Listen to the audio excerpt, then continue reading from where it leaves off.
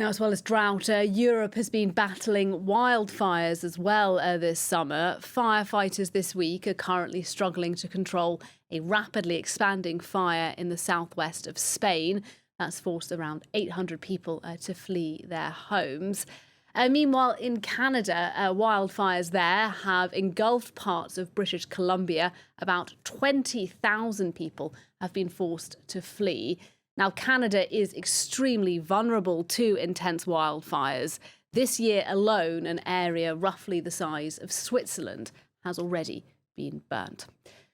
So to talk about the situation here in Europe and in Canada, I'm pleased to welcome to the programme Alexander Held. He is a senior fire management expert at the European Forest Institute. Thanks for speaking to France 24 today. On Europe, first of all, how serious, in your view, have the fires been so far?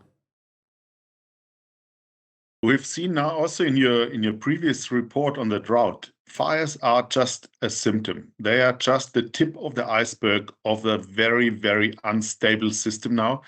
And they are extreme severe. The impacts that we see will last for many years, and re-erecting these landscapes, restructuring all that will take a lot of effort if we want to build back better for a more resilient future. It's very dramatic at the moment. And when you talk about resilience and preparing for the future, I mean, what kind of steps do you have in mind? Well, we see, and this was discussed now for weeks, that the firefighting, fire suppression system is reaching its limits very quickly under these conditions, and that the response of more resources is not the solution.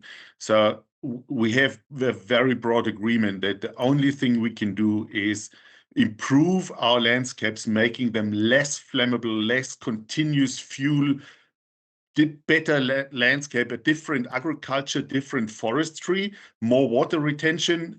In the broadest sense, more biodiversity and more diversity in the landscape, like diversity in an immune system for us in the human body. We can compare this like a picture to the landscape. The more complete these systems are, the closest to nature we can support them, the more resilient they will be against drought and fire and storm and beetle and invasive species. So it is a task for centuries, if you wish. Goodness me, that's quite a thought, a task for centuries ahead. As I mentioned, Canada is a country that is relatively used to wildfires compared to what we see in Europe. It's very prone to them over there. When we're talking about resilience, how prepared do you think Canada is? And can we here in Europe learn from what's happening over there? Okay, it's not very easy to compare Europe and Canada. Fires belong to Canada like a not normal part in the natural system. It's also part of the ecology of boreal forest systems, so it's quite normal. And if these fires don't affect population, we never hear of them. So if you look on the map, we see thousands of fires every year in Canada, and nobody really cares as long as they don't affect infrastructure and human beings. We see with the shift of climate, of course, we see the situation is getting out of control. It's getting more intense. We have more fires. And this is exacerbated by the fact that, yes, fire management, land management, like in many other parts of the world, as well in Canada, didn't in time prepare the landscape with more prescribed burning, with different type of forestry to these extreme situations. But because fire belongs into the boreal forest system, it's not easy to compare, let's say, Central Europe, where we are sitting now, with Canada. However, Canada can show us the potential that we are facing, because the biomass that we carry in our Central European forests is very comparable to British Columbia. So what we see there, we should take it as a very serious warning what is potentially possible here. I think most of us in Central Europe, we can't imagine what happens if all our biomass really turns into fuel and becomes available for combustion. Because, I mean, when we're talking about these fires in Canada, I was just reading before we came on air, according to the fire service there, about 50 fires are currently, quote, out of control in Canada.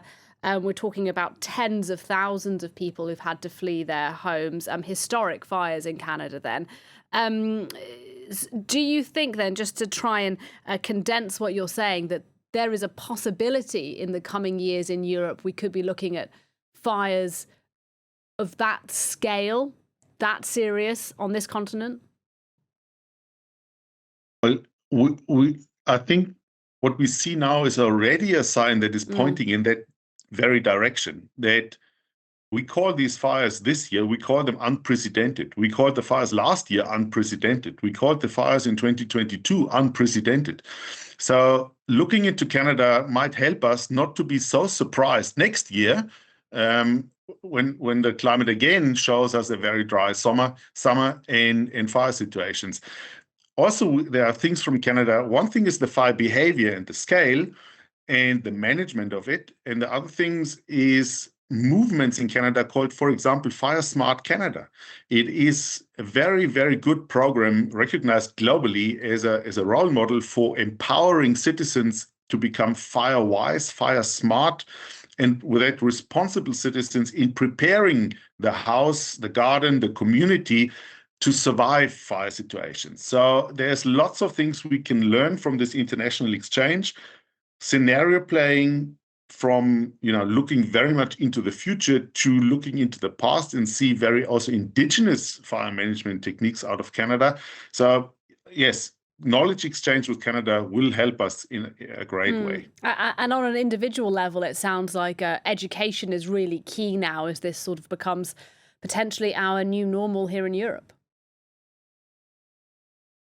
Education, I think, is the backbone of everything. If we would have invested in better education, maybe we would have listened to the science and doing something against climate change long ago. If you want to make it concrete with a fire, there are proven systems out there, these fire wise, fire smart programs where we really can educate, and with that increase the safety and security of the population, instead of having an unprepared citizen, an unprepared population, expecting that the fire service will show up and protect you. And if you see the amount of houses, the amount of infrastructure, and compare this with available resources, I think we have to be brutally honest with people and say, you cannot expect the fire service to show up and save your house because there are just too many. So the only way out is the responsible, empowered citizen that can do something to increase the survivability of its own structure and its own community. So I think we're also calling for more community action, for more volunteering, and of course that will need also support and structure. All right, really good to get your views on this. I think this is a story we will have to keep talking about. Thank you so much. Alexander held for us there on the programme.